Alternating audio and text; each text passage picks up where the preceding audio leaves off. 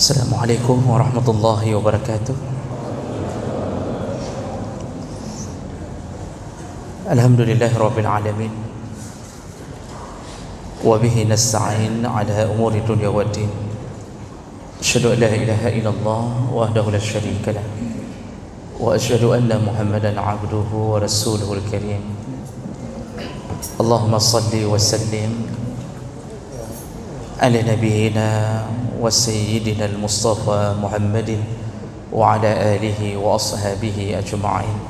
Amma ba'd. Rabbi shrah li sadri wa yassir li amri wahlul 'uqdatam min lisani yafqahu qawli. Segala puji bagi Allah, kemudian salawat dan salam kepada Rasulullah, pada keluarga dan seluruh sahabat-sahabatnya yang Allah muliakan insyaAllah. Bapak-bapak, ibu-ibu, jemaah salat maghrib dan isya yang telah berhadir, dan semoga setiap langkah kita, duduknya kita, bahkan diamnya kita tercatat di sisi Allah Subhanahu wa taala. Bapak Ibu yang dimuliakan Allah, malam ini insyaallah malam terakhir kita membahas tentang adabul majlis, tentang adab-adab dalam sebuah majlis. Di pertemuan yang lalu kita sudah membahas beberapa adab di dalam majlis, yaitu hendaknya seseorang berlapang-lapang di dalam majlis, kemudian jangan memisahkan di antara dua orang yang sedang duduk rapat, lalu dia duduk di tengahnya kecuali dengan seizin mereka. Lalu janganlah seseorang duduk dengan gaya yang dilarang oleh Nabi sallallahu alaihi wasallam. Di antaranya yaitu duduk dengan meletakkan tangan kiri ke belakang, bersandar ke tangan kiri ke belakang. Bukan haram, tapi jatuhnya ke makruh. Karena Nabi melarang seseorang sahabat untuk duduk dengan meletakkan tangan kiri ke belakang, sampai Nabi mengatakan, apakah engkau duduk dengan cara duduk yang dimurkai oleh Allah Subhanahu wa taala. Kemudian juga jangan duduk yang sampai terbuka auratnya. Lalu juga dilarang duduk kalau berada di bawah sinar matahari. Jangan duduk setengah dipanaskan oleh matahari, setengahnya dalam keadaan dingin, karena ini adalah majlisnya syaitan, tempat yang disukai oleh syaitan. Begitu nasihat Nabi kepada kita di saat bermajlis. Nah, jadi ini semua hukumnya tidak jatuh ke haram, tapi jatuhnya ke makruh, kecuali mudarat. Bapak Ibu maka Allah, misal kita sakit tulang, tidak bisa duduk dengan lurus, bersandar pun tidak bisa ke dinding, terpaksa kita letakkan tangan kita ke belakang agar bisa duduk dengan nyaman. Bagi orang yang mudarat seperti ini tidak mengapa. Baik, kita sambung pembahasan berikutnya, adab di dalam sebuah majlis, yaitu ijtinab an-najwa al-muharramah. Jauhkan diri atau menjauhlah dari an-najwa. Ini banyak nama anak-anak perempuan diberi nama dengan najwa. Apa itu najwa? Yaitu berbisik-bisik, al-muharramah, dengan bisikan-bisikan yang diharamkan atau dengan cara yang diharamkan. Jadi najwa ini kenapa disebut berbisik-bisik? Karena sesuatu yang dilakukan dalam keadaan sepi antara dua orang, berbicara dalam keadaan komunikasinya antara dua orang, itu disebut najah. Maka kita disebut bermunajat kepada Allah, karena kita di saat itu hanya berbisik-bisik dengan Allah. Jadi waktu kita sebut diri kita bermunajat kepada Allah, itu hanya antara kita dan Allah. Makanya najwa itu bermakna berbisik-bisik. Makna lain juga bisa memohon pertolongan kepada Allah. Nah, bagaimana maksudnya berbisik-bisik yang dilarang dalam majlis? Rasulullah sallallahu alaihi wasallam dalam hadis riwayat Bukhari Muslim dari Ibnu Mas'ud radhiyallahu anhu qala, "Idza kuntum salasah," kata Rasulullah, kalau kalian berjumlah 3 orang, fala yatanaja rajulani dunal akhar, janganlah 2 di antaranya berbisik-bisik lalu meninggalkan yang 1 orang, hatta takhtalitu bin nas, maka selayaknya engkau sama-sama.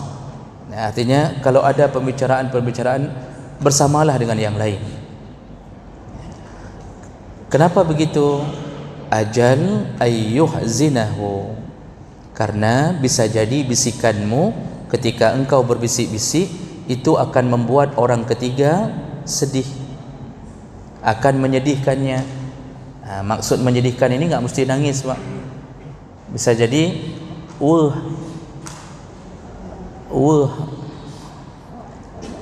ya sedih. Artinya dia berkecil hati. Ada 3 orang duduk, 2 orang berbisik-bisik.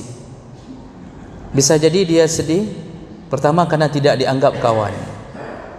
Duduk bertiga, ternyata tidak dianggap teman setia, tidak dianggap kawan karib, sehingga rahasia hanya dibicarakan berdua. Yang membuat bisa lebih sedih lagi, dia punya anggapan orang ini sedang berbisik berdua untuk dirinya. Jadi ini dilarang oleh Nabi dalam sebuah majlis. Majlis itu tidak mesti ramai, bertiga itu majlis, dan ini berlaku kapanpun. Ibnu Hajar Al-Asqalani yang meriwayatkan, yang mensyarah hadis Bukhari dalam kitab Fathul Bari, itu menyebutkan bahawa maksud hadis Nabi itu berapapun jumlahnya, fala yatanaja salasah duna wahid wala asyrah, bahkan kalau lebih banyak lagi tapi meninggalkan 1 orang, yang lain semuanya bicara berdua, tinggal 1 orang tidak ada temannya, ini tidak boleh lakukan dalam majlis. Seperti majlis ilmu seperti kita, Bapak Ibu, maka Allah, ramai kita duduk, tetap larangan ini berlaku. Jadi kadang-kadang materi yang kita bisikkan itu materi yang tidak menyinggung orang, tetapi begitu orang melihatnya, orang merasa kayak pegah kelung. Apalagi waktu kita berbisik, mata kita mengarah kepada 1 orang. Kita berbisik di belakang, tapi mengarah kepada ustaz. Pasti ustaznya sedih, kayak pegah kelung. Kalau habis kau pegah, kayak pegah kelung. Jadi walaupun sebenarnya tidak ada isi yang membicarakan itu, tapi membuat anggapan terjadinya sebuah image, anggapan seakan-akan orang itu sedang membicarakan dia, maka dilaranglah berbisik-bisik ketika di dalam sebuah majlis. Tapi bisikan itu yang benar-benar tidak dibutuhkan, tapi kalau dibutuhkan maka tidak mengapa. Contohnya, kita ingin dalam sebuah majlis ilmu, kita ingin bertanya, cuma kita tanya dulu ke kawan di samping, kalau saya nanya masalah ini, malelung, kalau pertanyaannya ini, apa malu saya tahu enggak? Menanyakan begitu tidak mengapa. Jadi lebih kepada bisikan, saling berbisik yang menyebabkan hati orang sedih. Dan ini paling dilarang di saat jumlah terbatas. Di saat jumlah terbatas itu paling dilarang. Kita pergi bertiga atau berempat, kalau berempat yang 3 terus berbisik-bisik bersama, yang 1 ditinggalkan, itu dilarang. Ada 1 model lagi, kadang-kadang tidak berbisik, suaranya keras, tapi pakai bahasa kampung dia saja. Ini kita misal, ada orang kita, misal orang Aceh, berangkat dengan teman yang dari Medan. Kita bertiga Aceh, Medan 1. Itu selama dalam perjalanan atau duduk, kita bertiga ni bicara terus bahasa Aceh. Yang Medan ini mencoba menebak-nebak, pukai pegah. Ini dia bilang apa? Akhirnya dia merasa terasing. Dia tidak faham. Kita tidak berbisik, tapi kita ngomong dengan bahasa sendiri yang menyebabkan dia sedih. Nah, ini juga dilarang. Makanya kita perlu bahasa persatuan. Maka bahasa persatuan itu adalah bahasa Indonesia. atau bahasa Melayu. Itu silakan dipertimbangkan kalau seandainya kita sedang berada dengan kumpulan beberapa orang. Jadi dilarang berbisik-bisik itu. Dan ini Allah sebutkan banyak hal ini di dalam surat, di awal-awal surat Al-Mujadilah, Al-Hasyr. Jadi Allah sebutkan tentang larangan untuk berbisik-bisik. Baik. Kemudian Bapak Ibu yang dimuliakan Allah Subhanahu wa taala, dalam majlis berikutnya yang dilarang adalah adamu muhawalatin tasma'u hadis al-akharin. Janganlah berusaha untuk mencuri-curi dengar pembicaraan orang lain. Rasulullah sallallahu alaihi wasallam berkata dalam hadis riwayat Bukhari dari Ibnu Abbas, Rasulullah berkata, "Man istama'a ila hadisi qaumin," barang siapa yang mencuri-curi dengar ila hadisi qaumin, terhadap pembicaraan satu kaum. Mencuri-curi dengar ini kita masang kuping untuk mengetahui rahasia orang. Ini ada orang sedang bicara, kita pura-pura sibuk dengan HP, kuping kita berusaha untuk mencuri tahu apa yang mereka bicarakan. Dan itu dengan dunia teknologi sekarang bisa dilakukan tanpa harus berada di tempat itu. Kita sadap pembicaraan orang. Jadi kita taruh rekaman untuk menyadap pembicaraan di kantor orang, di bawah meja, atau bahkan kita menyadap pembicaraan istri kita sendiri, atau istri menyadap pembicaraan suaminya sendiri. Jadi ini muncul karena terlalu cemburu, padahal sifat ini dilarang. Cemburu baik, tapi terlalu cemburu sampai menyiksa-nyiksa diri, pakai rekaman di dalam mobil, takut karena khawatir atau curiga suami menaikkan perempuan yang lain misal di dalam mobil, lalu dia pasang penyadap. Ini dilarang. Ini akan menjadi kesempatan bagi syaitan untuk menghancurkan rumah tangga. Jadi memasang-masang kamera tersembunyi untuk mencuri-curi tahu tentang kehidupan orang, itu dilarang. Itu haram hukumnya, dosa. Jadi ada yang beli kamera, taruh di kamar sendiri untuk mengetahui bagaimana perbuatan istri ketika ditinggalkan. Malah ini membuka pintu syaitan. Makanya dilarang terlalu cemburu tanpa ada bukti. Dan tidak perlu kita cari-cari. Bahkan kalau kita buka kitab-kitab muasirah yang modern, kalau ditanya tentang bolehkah istri memeriksa isi HP suami, semua ulama menjawab tidak dibolehkan. Oh, suami selingkuh, kalau selama tidak ada bukti, maka itu urusan dia dengan Allah Subhanahu wa taala. Oh, selama suami masih memberikan nafkah kepada istri, malam masih pulang, pagi dia selingkuh, itu urusan dia dengan Allah Subhanahu wa taala. Istri tidak dialirkan dosa dengan perbuatan dosa suami, selama istri tidak mendukung dosanya suami. Jadi jangan nyiksa-nyiksa diri dengan menyadap-nyadap pembicaraan orang. Padahal kalau kita tidak sadap, kita aman, hati kita aman. Oh, dia bicarakan kita di belakang, dia kumpul di kedai kopi bicarakan kita, dia burukkan kita, dia fitnah kita, maka amalnya nanti di akhirat akan diambil untuk mengganti rasa sakit hati kita yang kita sabar di atas dunia.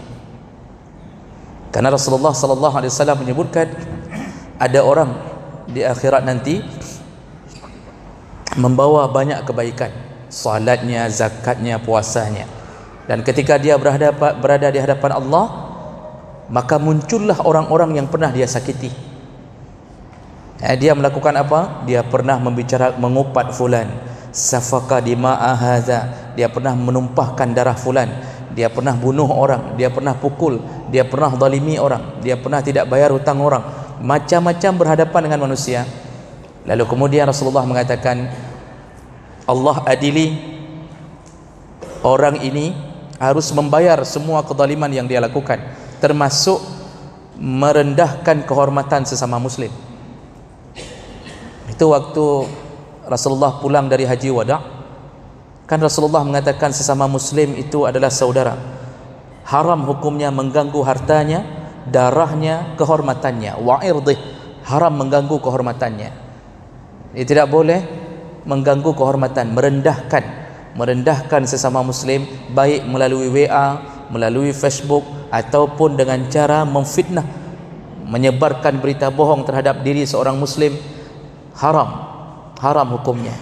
Jemaah melaka Allah, nanti di akhirat Allah ambil pahala dari orang ini, salatnya, zakatnya, lalu Allah berikan kepada orang yang disakiti di dunia, termasuklah yang disakiti gara-gara dibicarakan di belakang atau pernah disadap pembicaraannya. Dan ketika amal baik sudah tidak mampu untuk menutupi kekurangan, menutupi kesalahannya, maka Allah ambil dosa-dosa orang yang mengadu, ditimpakan kepadanya. Maka dia yang membawa amal selayaknya masuk surga, tapi kemudian ternyata ujungnya neraka, gara-gara terlalu banyak menyakiti perasaan sesama muslim dengan berbagai cara. Maka lebih bagus diam saja. Kalau tidak bisa bicara yang baik-baik, diam saja. Ya, man kana yu'minu billah wal yawmil akhir falyaqul khairan aw liyasmut. Barang siapa yang masih beriman kepada Allah dan hari akhir, maka bicaralah yang baik-baik saja atau diamlah. Nah, Nabi menyebutkan, barang siapa mencuri-curi dengar, menyadap pembicaraan satu kaum, wahum lahu karihun, dan kaum itu tidak rela, kaum itu tidak rela pembicaraannya disadap. Tiba-tiba sudah muncul isi pembicaraan rahasia orang, kita curi-curi dengan berbagai cara. Au yafirruna minhu, atau mereka melarikan diri dari orang ini. Artinya karena tidak senang orang yang disadap ini melarikan diri dari dia. Ini maknanya tidak senang dengan perbuatannya. Apa janji Nabi? Sabba fi uzunaihi al-anak yaumal qiyamah.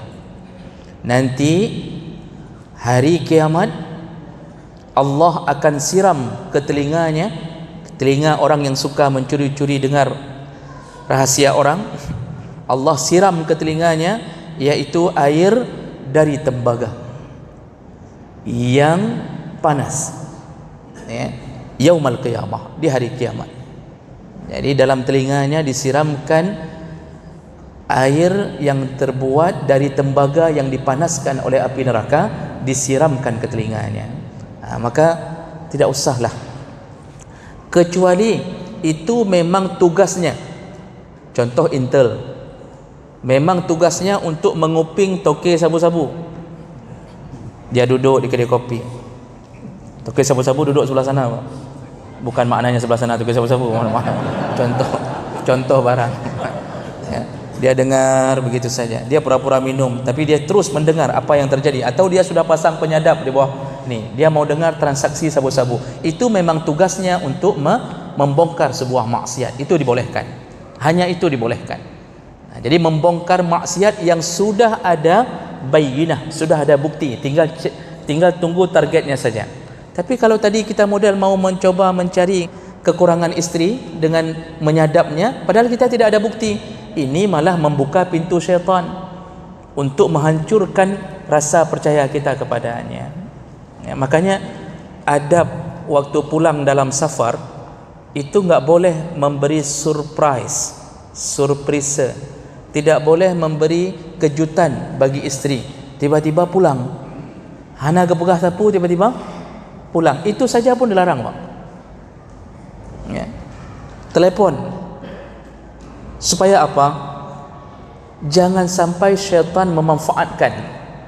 Jangan sampai kita terbayang-bayang sengaja aku pulang tiba-tiba, aku nak ngingnya, betul puhan. Kalau ada bukti sebelumnya, maka mencari target tidak mengapa. Tapi kalau dibayang-bayangi dengan rasa cemburu buta, tidak ada bukti, cuma dengar isu-isu, tidak perlu mencari-cari. Nah, ini dilarang dalam majlis mencuri-curi dengar. Berikutnya, selama di dalam majlis, al-hirsu ala zikrillah wassalat ala nabi, ketika kita berada dalam satu majlis, perbanyaklah untuk berzikir kepada Allah dan bersalawat kepada Nabi. Ya. Rasulullah sallallahu alaihi wasallam mencela orang yang duduk tapi tidak menyebut sama sekali di dalam pembicaraannya tentang Allah. Jadi enggak ada sama sekali, donya betul Pak. Jadi bicaranya tentang bisnis, proyek, duduk ramai-ramai, rapatnya tentang dunia tanpa sedikit pun urusan akhirat. Nabi mencelahnya sampai Nabi menyebutkan, ma min qaumin yaqumuna min majlis la yazkuruna Allah taala fihi. Kalau ada satu kaum yang bangun dari satu majlis, selesai dari satu majlis, dan dia la yazkuruna Allah, tidak sama sekali menyebut-nyebut tentang Allah di dalam pertemuan itu. Enggak ada sama sekali menyebut-nyebut tentang kebaikan, tentang hal-hal yang disuruh dalam agama, walaupun itu hanya sentilan atau selingan dalam urusan. Maka illa qamu an misli jifati himar, mereka itu sama seperti bangkai himar yang bangun, bangkai keledai yang bangun. Artinya tidak bermakna, sudah bau tidak bermakna. Keledai mati, lagi keledai mati yang bangun, ya, artinya dia menimbulkan bau yang tidak sedap dan tidak bermanfaat bagi orang lain. Wa kana zalikal majlis alaihim hasratun yaumal qiyamah, maka pertemuannya, majlis itu nanti akan membuat kerugian di hari kiamat. Makanya dilarang duduk yang hanya mempucap. Kita hari ini sudah membangun peradaban seperti itu. Duduk, Pak, mohon maaf saya katakan, duduk di kedai kopi 3 jam, 4 dia pukul cakra-cakra apa, entah apa, materi tidak ada. Jadi tidak ada apa-apa, duduk, tidak ada bicara Allah, tidak bicara agama, tidak ada dakwah, tidak ada nasihat, tidak ada apapun. Jadi hanya duduk, masing-masing lebih parah lagi dengan HP. Duduk 2 jam sama-sama pegang HP, kan bangai, kan kena apa kedai rumah. Jadi Bapak Ibu maka Allah Subhanahu wa taala bicara urusan ini, misal kita bicara masalah proyek atau kita bicara masalah bisnis, paling kurang orang beriman pasti tersentil tentang Allah. Oh ini enggak boleh, nya hajat lagi nyan. Ini kita sudah mulai masuk menipu nih. Kalau begini ceritanya menipu ini, ini dilarang oleh agama. Begitu sudah ada tentang Allah. Ini tidak betul-betul donya. Maka mereka seperti keledai mati bangun dari satu majlis. Nanti di hari kiamat mereka merugi membuat majlis seperti itu. Jadi pengajian ini bukan membangkrutkan kedai kopi, tetapi jangan buat majlis yang tidak bermanfaat hanya dengan duduk berjam-jam di satu tempat. Nah, kenapa saya sebutkan kedai kopi? Karena peradaban kita kedai kopi, Pak. Semua urusan diselesaikan di kedai kopi. Jadi makanya ini satu hal yang perlu kita introspeksi diri. Berikutnya, sedikit lagi Ustaz. Baik demat mic lagi Ustaz, baik demat mic. Sedikit lagi. Harus saya habiskan malam ini. Tarkul jidal wat tamari. Dalam satu majlis ilmu, berusahalah meninggalkan al-jidal, berdebat atau debat kusir, at-tamari, berdebat kusir. Jadi kalau bertanya boleh, tapi kalau sudah mulai pertanyaan itu hanya untuk menimbulkan perdebatan, jadi sengaja mancing, pertanyaan memancing agar ribut. Ini orang ini bukan orang yang baik. Rasulullah sallallahu alaihi wasallam menyebutkan, ana za'imun bi baitin fi rabadil jannah, aku jamin akan mendapatkan surga di pinggir-pinggir surga, mendapatkan rumah di pinggiran surga. Karena skema surga disebutkan oleh Nabi, ada yang di tengah, ada yang di pinggirannya, ada yang di atas. Kujamin, kata Rasulullah, akan dapatkan rumah di pinggiran surga. Bagi siapa? Liman tarakal miraa wa in kana muhiqqan, orang yang meninggalkan perdebatan walaupun dia sudah berada di posisi yang benar. Dia sudah sebutkan ayatnya, sebutkan hadisnya, dia sebutkan perkataan ulama, cuma tetap hang dengar cik. Sukanya memang suka berdebat, tapi begini, tapi begini. Nah, di saat itu orang yang berilmu tinggalkan.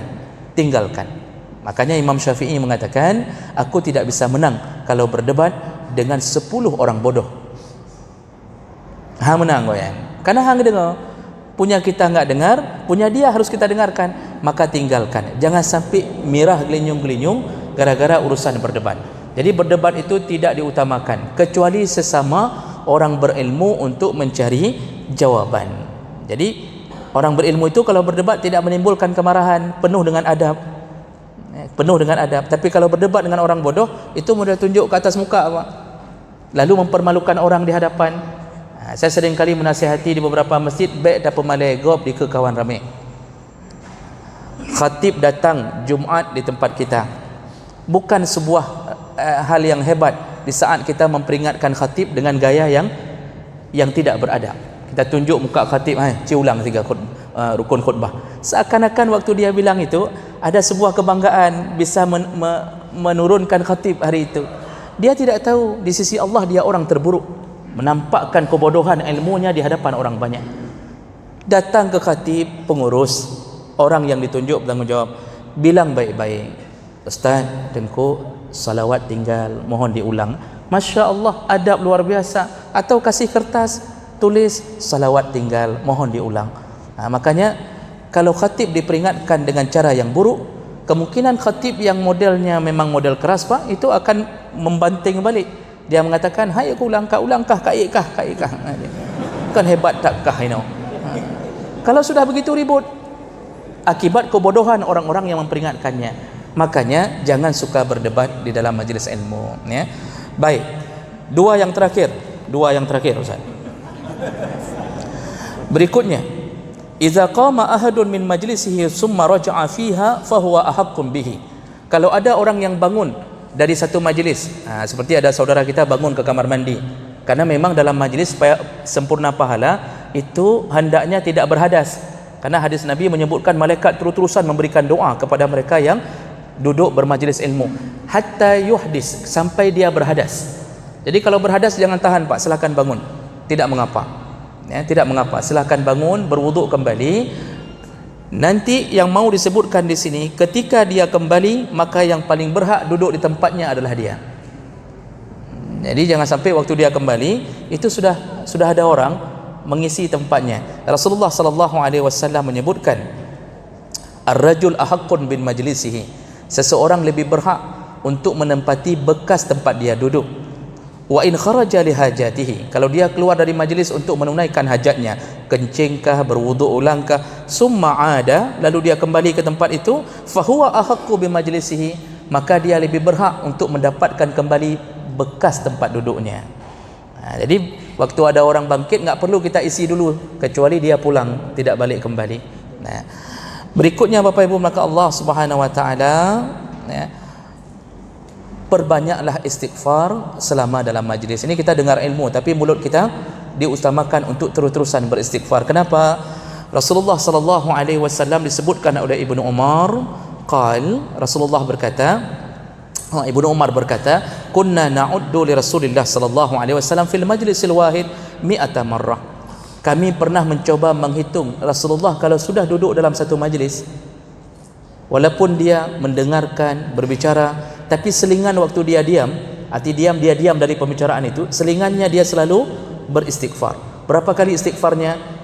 Kata Ibnu Umar, kami pernah mencoba menghitungnya 100 kali setiap kali dalam satu majlis. Beliau sering mengucapkan Rabbighfirli wa tub alayya, ya Allah ampunkan aku dan berilah taubat, berilah anugerah taubat kepada aku, innaka antat tawwabur rahim, sesungguhnya engkau yang menerima taubat. Ini bukan bermakna Nabi ahli maksiat, tapi Nabi saja yang sudah dijamin surga masih terus merendahkan dirinya di hadapan Allah. Maka dalam majlis, Pak, yang dengar-dengar tapi mulut berbisik-bisik dengan istighfar. Rasulullah ada 2 hadis menyebutkan jumlah istighfar Nabi kalau sedang dalam majlis. Maksimal Rasulullah melakukannya 100 kali. Ada hadis lain riwayat Bukhari 70 kali. Rasulullah sering beristighfar dalam majlis 70 kali. Kadang-kadang beliau menyebutkan astaghfiruka wa atubu ilaik, astaghfiruka wa atubu ilaik. Boleh dengan istighfar macam-macam, astagfirullah. Jadi minimal istighfar dalam satu majlis usahakan sampai 70 kali. Sampai 70, lebih mencapai 100 maka Allah ampunkan dosa-dosanya. Dan yang terakhir, terakhir tutuplah sebuah majlis dengan kafarah majlis. Ini yang perlu dibiasakan Bapak Ibu.